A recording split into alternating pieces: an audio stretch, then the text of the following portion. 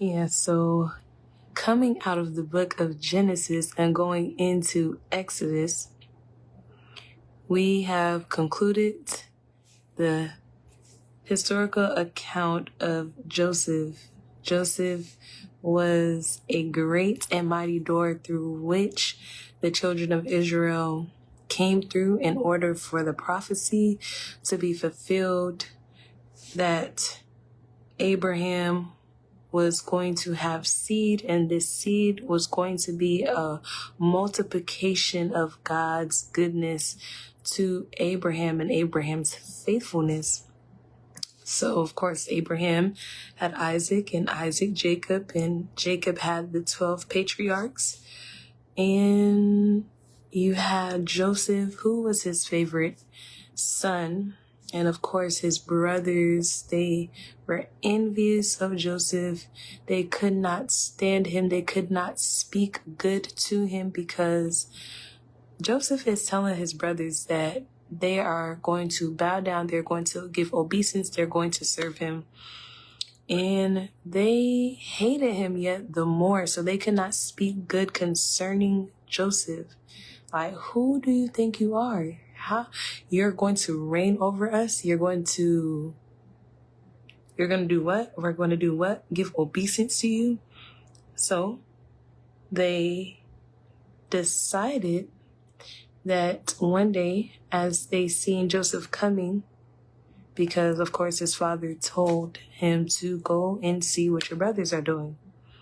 He went to go see what his brothers were doing, and they moved to a different location. And as they seen him coming, then they had this thought in their heart and their mind. Let's kill this person.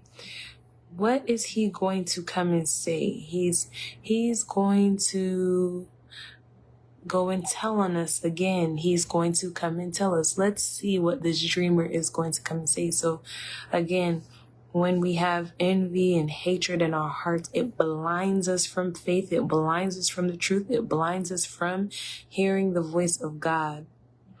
And so his brothers, his own brothers, flesh and blood, bone of his bone, flesh of his flesh, like his blood brothers, they wanted to kill him. They wanted to commit murder, because that's what it does. You know, if you hate your brother in your heart, you're a murderer. And Cain, we can see that in his situation, where Cain's sacrifice was unacceptable to God, and Abel's sacrifice was acceptable. But we know that that was not the only moment that determined if Cain's sacrifice was going to be acceptable. It was Cain's lifestyle outside of that moment.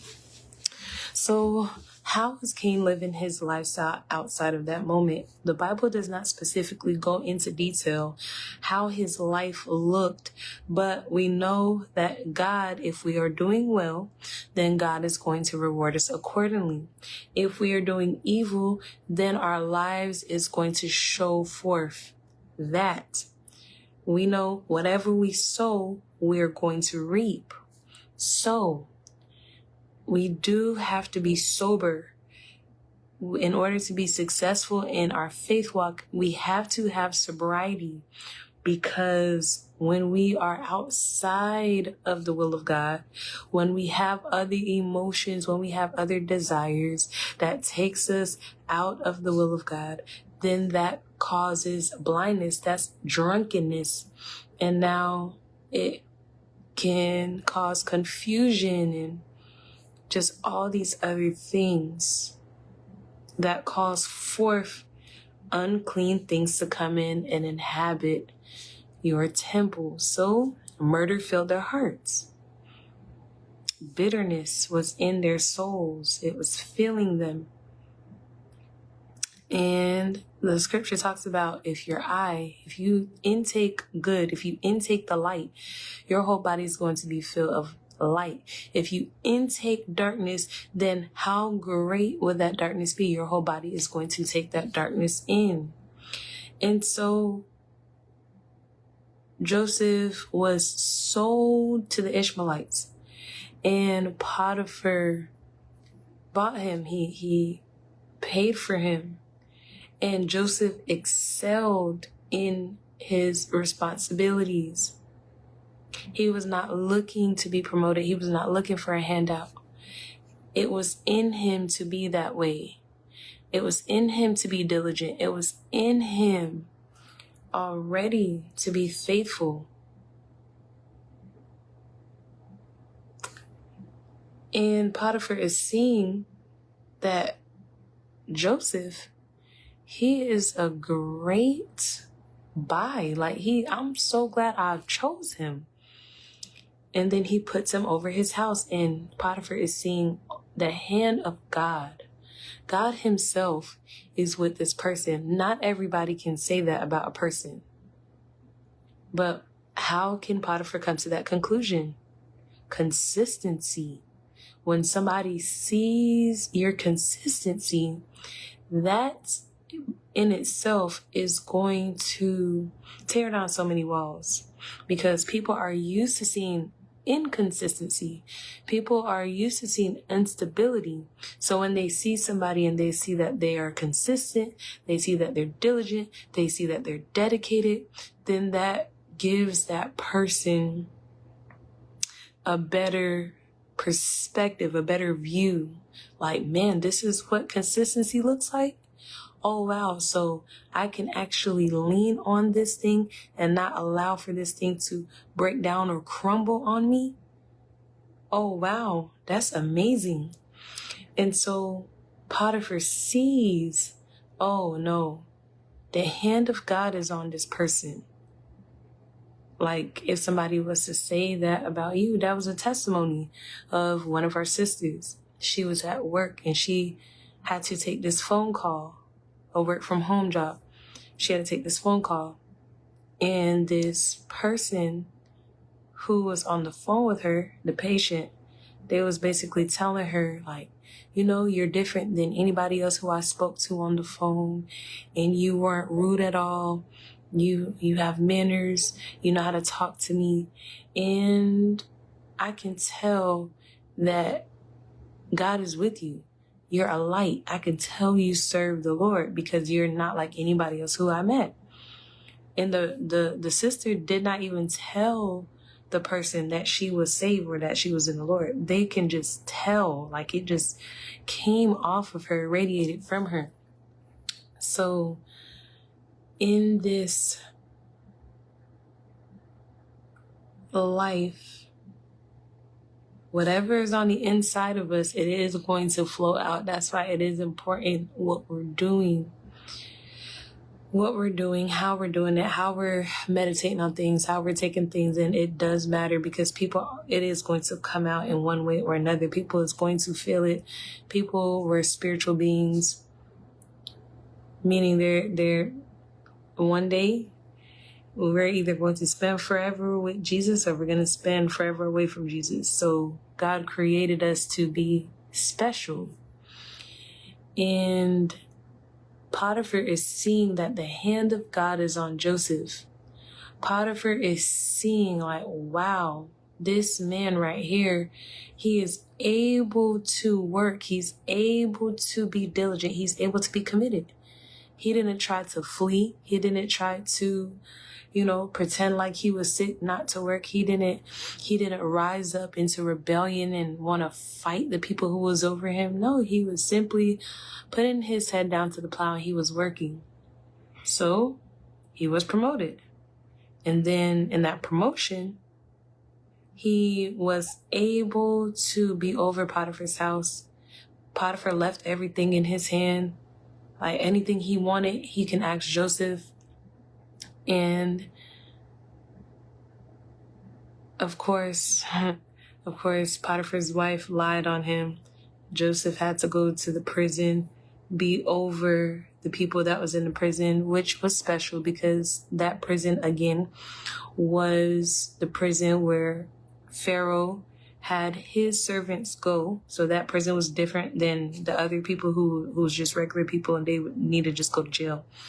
It was different. And so Joseph was found faithful even in that responsibility. Though he did nothing wrong, he was not complaining to the people in the jail cell. That's messed up. Potiphar's wife lied on me. My brothers sold me into slavery. I was my dad's favorite child. How did I get here? Why am I here? Can somebody, anybody, please get me out of here? I will give you the money. He wasn't doing that. So he was able to be entrusted even in his low points. And that's the thing. As we are continuing to be faithful, as we're continuing to be consistent, then even if a situation is not looking like it's working out in our favor or in our good in that moment, because you are willing, because you're open, then God is going to make that situation turn out for your good. So in the kingdom of God, every bad situation that we encounter, every bad situation that we go through, God is going to turn it around for our good. And so it's all working out. It's all working out for our growth and our development. It's all working out for us. And that's why the scripture can say that. And it's working out for Joseph because now he has to interpret the two servants' dream, and it happened. And now he has to stand before Pharaoh and give an account. And now Pharaoh promotes him to be governor over all of Egypt, gives him his ring, give him his horse, like the other one that he had, give him a change of garment. So now he's royalty. Everybody has to submit to Joseph. Hey, whatever you guys need, go to Joseph. Joseph is the perfect person. Go to him. I gave him the responsibility. He's going to be the one that everybody has to pass through. So now the 5 years pass. Now the 7 years pass. And now those years of plenty, they have ended. And now you have the 2 years of the famine in the land of Canaan. Jacob is saying, listen, if we stay here, we're going to die. I'm going to need for you guys to go to Egypt. They had no idea that Joseph, their brother, was in Egypt. And so they go. Joseph noticed his brothers. His brothers don't notice him because of the conditions and everything. So things change over time. Things change over time, and then the climate of Egypt is different. And then what they wear is different. So they don't notice Joseph. And Joseph is speaking to them by way of an interpreter. And Joseph put them through this test or this trial. He puts them through these different things to see if, first of all, he wants to know, is my father still alive after all this time? He wants to know. He wants to know, is his brother okay? That brother that he had from his mom, his mom died. So he wants to know if Benjamin is okay. He wants to know if his father is still alive. And he wants to know the condition in the hearts of his brothers. So he puts them through several tests. And Joseph feared God. So he did reveal his identity. He comforted their hearts because they thought that he was going to do evil to them because they did evil to him. And they felt the conviction. They felt the grief. Just think about how their dad could have felt and how they felt knowing man, we lied this whole time. We lied for these 22 years.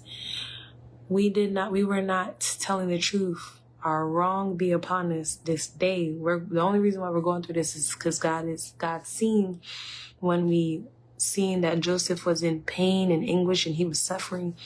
Man, that's the only reason why we're going through this. So they had to, whenever Joseph revealed his identity, Joseph is saying, listen, you meant evil, but God meant what you meant for me, he turned it around and he meant it for my good. No, you thought this against me, but it was the will of God that I'm here. It's the will of God that I preserve your life. So I had to come before you. Now, you had evil in your hearts concerning me, but because God is good, God allowed for me to fulfill a greater purpose than what it looked like in the physical. So Joseph is saying, go back, tell my father that I'm this and what you see and how I'm in Egypt, and just tell him. Jacob, he did not believe that Joseph was alive when they came back and told him Joseph was alive and he's in Egypt and he's the governor over everything. You had that man believe in 22 years his son was dead. So Jacob, he had to process that. He had to process that. That wasn't an easy pill to swallow. When they first told him that Joseph was dead, like nobody could comfort him. That was his favorite son. Nobody could comfort him. Like, man, my son, my beloved son is dead. What? And so it wasn't until they seen the wagons that Pharaoh told Joseph to send, when he saw that, now he's believing, oh, Joseph, my son, is alive. And his heart revived. So all of them transition, they go to Egypt. They go to this place called Goshen because that is the most richest place, meaning it's very fertile. It was well nourished. It was a goodly land, like a goodly place, the place that was most flourishing. And so Pharaoh gave them that part. So they were able to have that part. And of course, Jacob blessed his sons. Jacob get to stand before Pharaoh. Jacob tells Joseph not to leave his body there, but to bury him in the field that Abraham had purchased to Ephron the Hittite, the sons of Heth, among the sons of Heth, and tell him, do not leave me here. Bring me back to that place. Jacob dies, being 147. Joseph dies, being 110. And all his brethren and the generations after him, they ended up dying. So now you have this new king, this new Pharaoh who arose. And they didn't know Joseph, and they didn't know the things that was happening before this, he didn't remember the kindness, like, man, because Joseph actually brought all that land for Pharaoh because the people didn't know what to do. So now you have this new Pharaoh who thought that it was good. Like, man, these Hebrews, they are multiplying. They are more and mightier than we. Let us deal wisely with them, lest they multiply and it come to pass, when there falleth out any war, that they join also unto our enemies and fight against us, and so get them up out of the land. So he had this ideal, like, oh, let's get rid of these Hebrews because they're going to rise up. But the funniest thing, whenever I was reading this earlier, was, but they didn't rise up before this moment. So, but all of a sudden, he has it in his mind, oh no, one day they are going to rebel. One day they are going to rise up. So you know what? Let's just strike while the iron is hot. Let's afflict them. Let's set taskmasters over them. And it says that they made their lives bitter. Like the Egyptians made the children of Israel to serve with rigor. their lives was bitter with hard bondage in mortar and in brick and in all manner of service in the field. All their service wherein they made them serve was with rigor. So it's hard work. It's hard. It was hard. It was difficult. And now it's being commanded. Listen, by Pharaoh. If a woman is having a son, make sure you kill him. If a woman is having a woman child, a girl, then keep her alive. But the midwives that was delivering these children, the Hebrew midwives, they feared God, and they did not do as the king of Egypt commanded them. So when we fear God, then we are going to do things that please God. Does God want us to murder people? No. Does he want us to steal? No. Does he want us to lie? No. We will be more mindful of the rules and the regulations of God than we are of there's different terminologies in my mind. Then we are of the different oppositions that may come to try to tell us otherwise. Like, hey, I want you to kill these people. It's kind of like when Saul, when he commanded in Nob, when he commanded that the people fall on the priests. The soldiers, whenever Saul said that, they was like, the soldiers did not want to do that. Like, now, we're with you, O king, but to fall on the priests, they serve the Lord, yeah, we're not going to do that.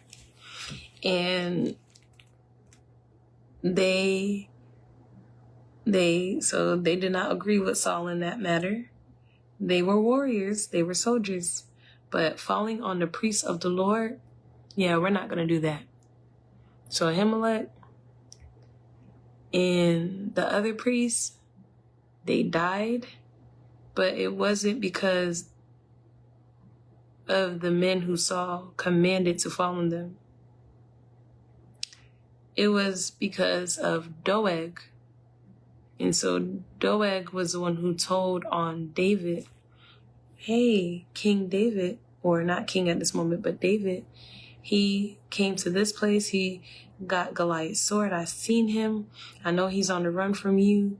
And Saul was furious. Like, man, David is going to these different places and nobody's telling on him. So that means you guys are all in agreement with him. But Doeg, he told, and he got the priest killed because he was willing to fall upon them and kill them. And that's exactly what happened. So we can see that Doeg did not have the fear of God. The priests of the Lord, you are willing to kill them like that? At least if the soldiers may have been in disagreement with a lot of things, but at least they knew better than to do that, though. Like, at least they knew better than to, they intercede on our behalf. They offer up sacrifices and offerings. We're not going to do that. So, these midwives, they feared God. And when we fear God, when we are more mindful of God, that pleases God, that takes a special heart. That's a special heart. That's a special person who is fearing God in their minds, in how they talk, in their actions. Yeah, that makes God happy. And so when the midwives were asked, why did you save the man-child alive? And their response was, because the Hebrew women are not as the Egyptian women, for they are lively and are delivered ere the midwives come in unto them. Therefore God dealt well with the midwives, and the people multiplied and waxed very mighty. And it came to pass, because the midwives feared God, that he made them houses. So when God see how we respond, there is a blessing. There is reward behind that. Yes, he will open up his hand to us as we are obeying, as we're being faithful, as we are mindful, as we're being mindful of him, as we're being mindful of what he's doing in our situations. So that's why it's important to respond in the right way. It's important to respond to our situations with the right heart and in the right way, and to respond to people the right way. Like, yeah, I'm going to bless you. So God gave them houses. God gave them an increase. They were sowing good. They were sowing in righteousness. So God was allowing for them to reap in mercy. And Pharaoh charged all his people, saying, every son that is born you shall cast into the river, and every daughter you shall save alive. So if somebody is wanting you to do the wrong thing, if you fear God, like, you're not going to agree, but you're going to continue, like, Lord, even if you got to pray about it, Lord Jesus, they are asking me to do this. I disagree. I don't want to do it. They would have to do it themselves. Like, listen, we can't get you to come on board. So they would have to be the one to do it themselves. They are going to be in trouble with God. If they want to be in trouble with God, then that's the train that they're on. But at least you did not participate in that. God wants us to have clean hands and a pure heart. As we are striving, as we are rendering up our hearts to God, God can cleanse it. He can wash it. He can sanctify it. He can purify it. The pure in heart will see God.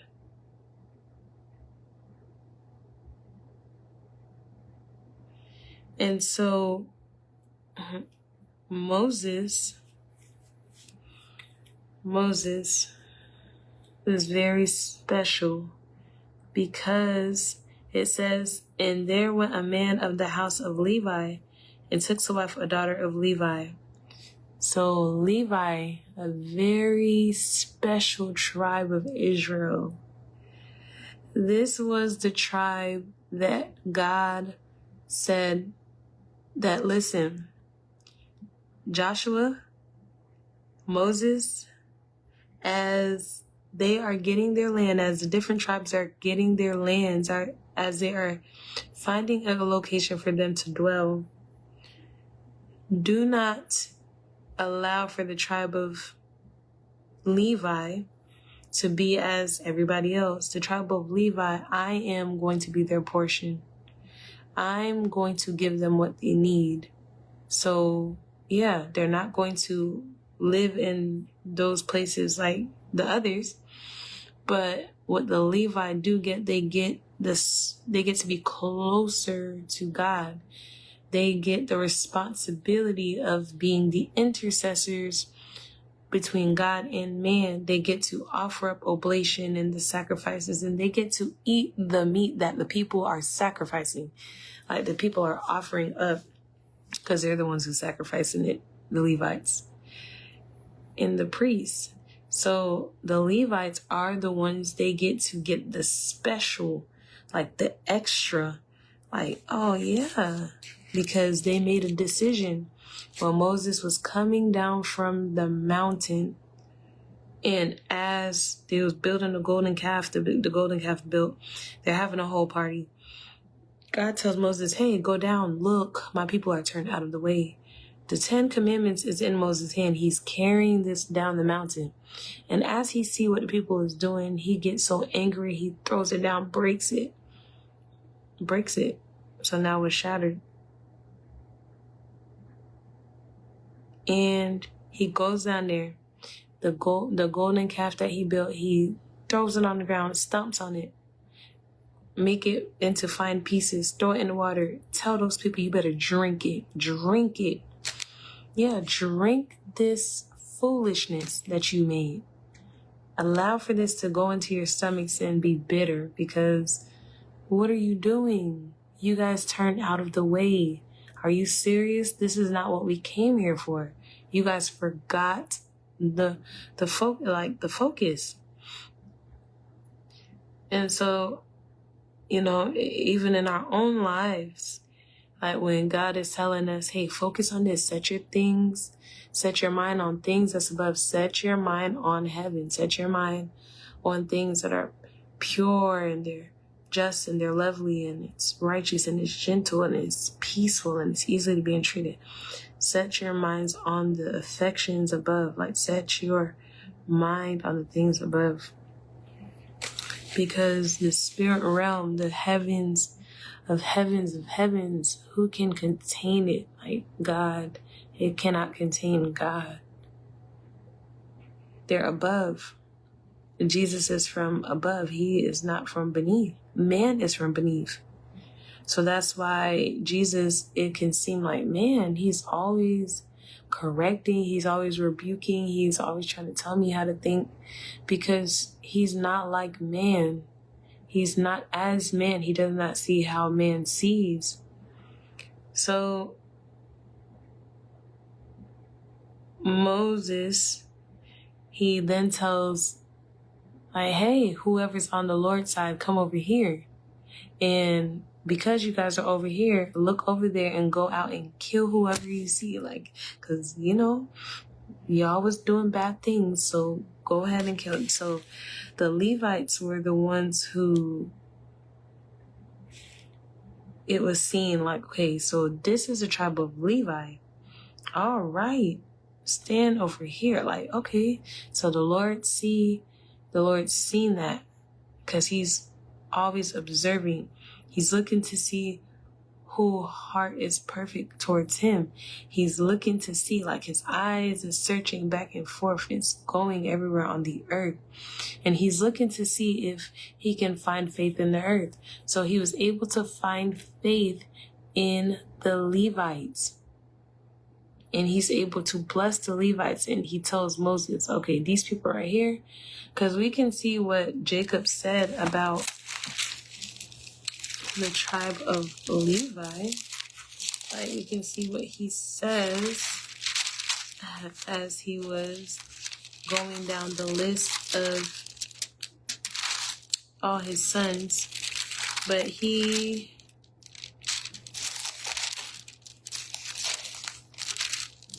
was saying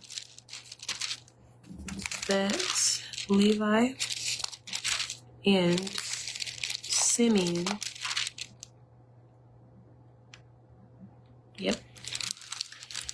Simeon and Levi are brethren, and instruments of cruelty are in their habitations. O my soul, come not thou into their secret, unto their assembly, mine honor. Be not thou united, for in their anger they slew a man, and in their self-will they dig down a wall. Cursed be their anger, for it was fierce, and their wrath, for it was cruel. I will divide them in Jacob and scatter them in Israel. So Jacob spoke this over Simeon and Levi. And Jacob was favored by God. He had favor with God and with man, power with God and man. He wrestled an angel, and he was strong, and the angel knew it, and the angel had to, all right, Jacob, I'm going to make you limp now because you are not letting me go. And so in Exodus, the Lord is showing, like, hey, Levi, let's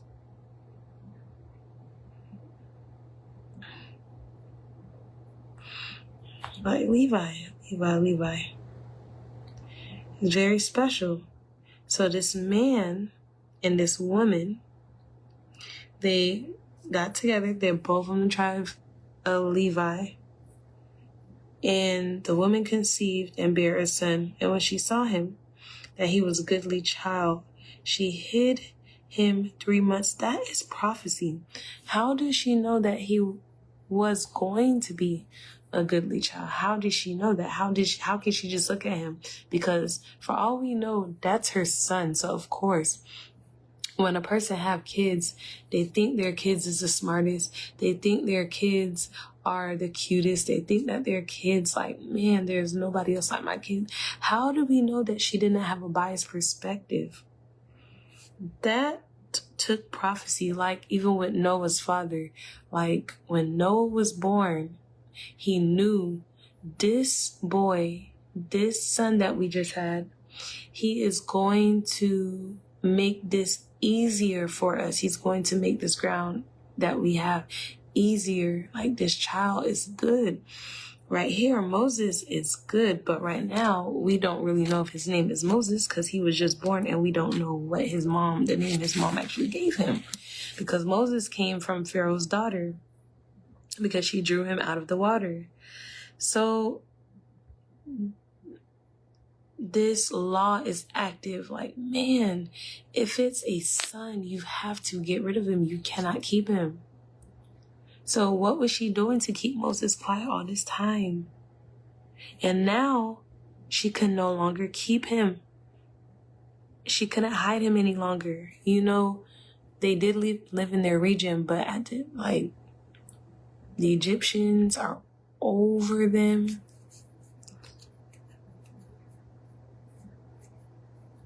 I'm pretty sure they did have people like watching their whereabouts. It seemed like they also have a little freedom too, because she took for him an ark of bulrushes and daubed it with slime and with pitch and put the child therein. And she laid it in the flags by the river's brink. And his sister stood afar off to wit what would be done unto him. And the daughter of Pharaoh came down to wash herself at the river, and her maidens walked along by the river's side. And when she saw the ark among the flags, she sent her maid to fetch it. And when she had opened it, she saw the child, and behold, the babe wept. And she had compassion on him, and said, "This is one of the Hebrews' children." Then said his sister to Pharaoh's daughter, "Shall I go and call to you a nurse of the Hebrew women, that she may nurse the child for thee?" And Pharaoh's daughter said to her, "Go." And the maid went and called the child's mother. And Pharaoh's daughter said unto her, "Take this child away and nurse it for me, and I will give you thy wages." And the woman took the child and nursed it. And the child grew, and she brought him unto Pharaoh's daughter, and he became her son, and she called his name Moses. And she said, "Because I drew him out of the water." So this is so prophetic. Moses, a goodly child. She knew that from birth. Little did she know what God was going to do, how God was going to unfold his goodliness in his life, how he was going to be just like Joseph was the door for the children of Israel to come in for Abraham's plan. There's a correlation. Joseph was the access for them to come in. And Moses was the exodus for them to go out. And so we see that the prophecy was fulfilled.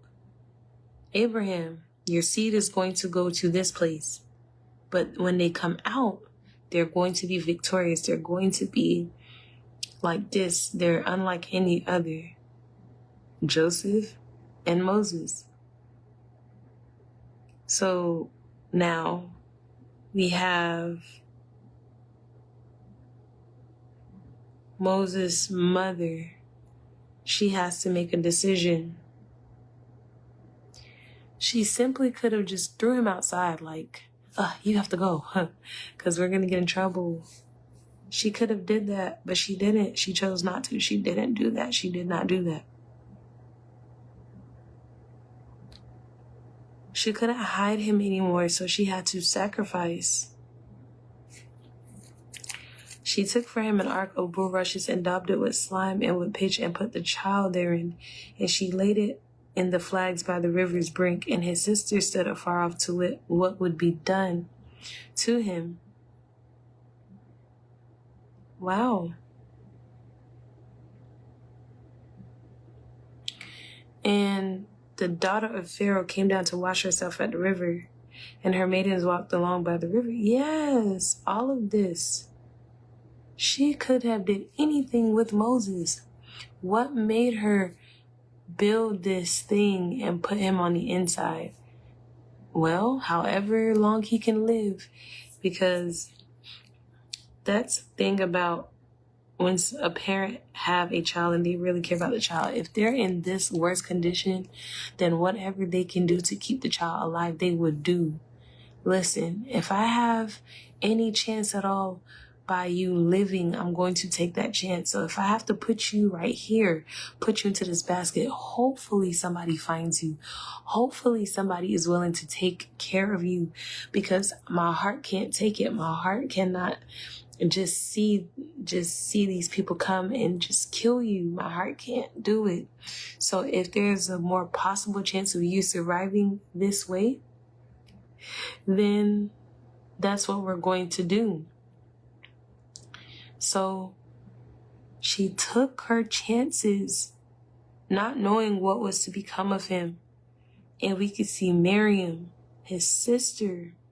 She's watching, she's observing. So it seemed like, and that's what I was saying in regards to the freedom, because it seemed like she just over there, she just watching it.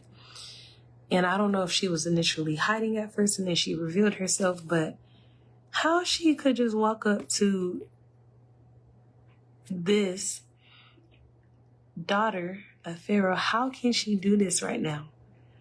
And she's able to ask a question. How is she able to do this? How is this possible?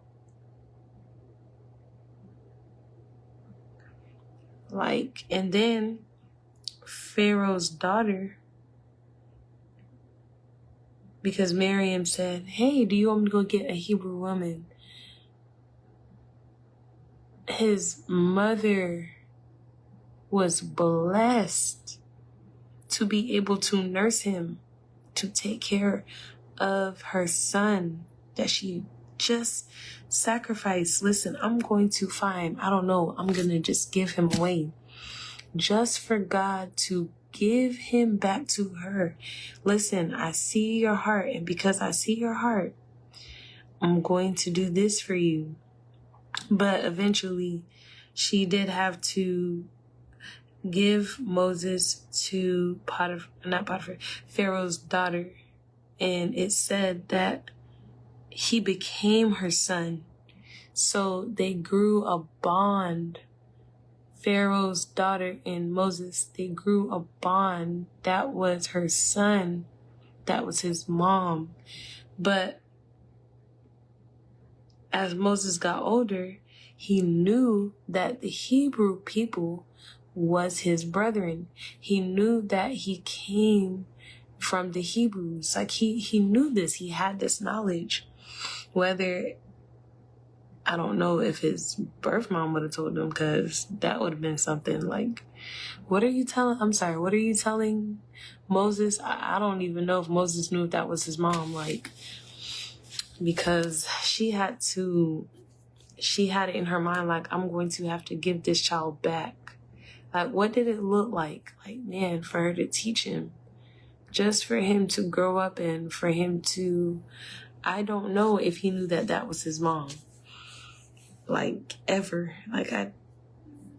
But what we do know is that Miriam and Aaron, when Moses was doing his responsibility, they were a part of the work with Moses.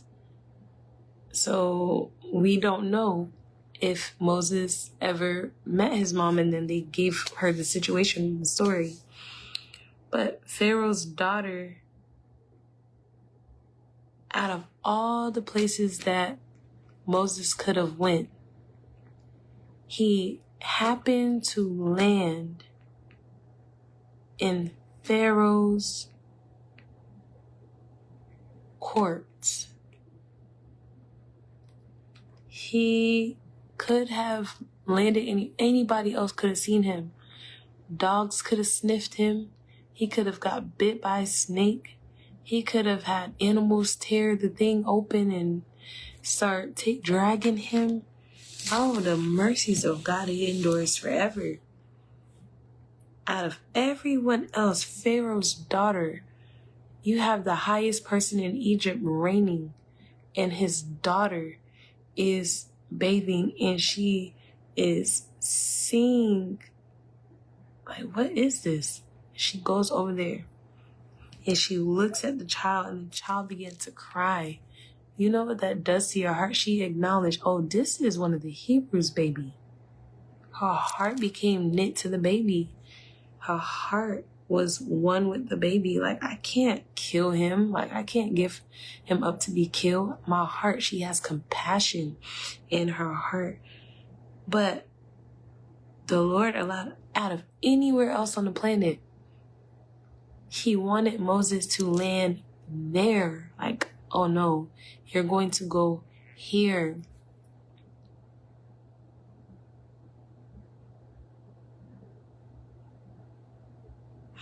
Yeah, you're going to go to a goodly place because you're a goodly son. You're going to go to a goodly place. And she had compassion on him. She had compassion on him. Her heart was involved. Her emotions was involved. She was involved.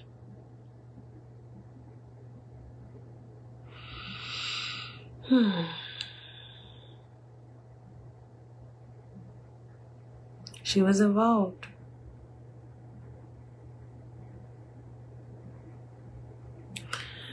And so we see what plays out in this.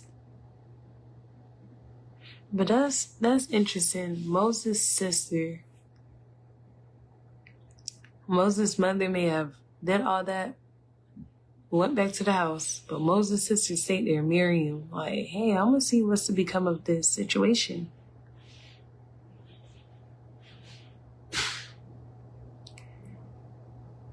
But Moses was a goodly child, and we are going to see how that unfolds.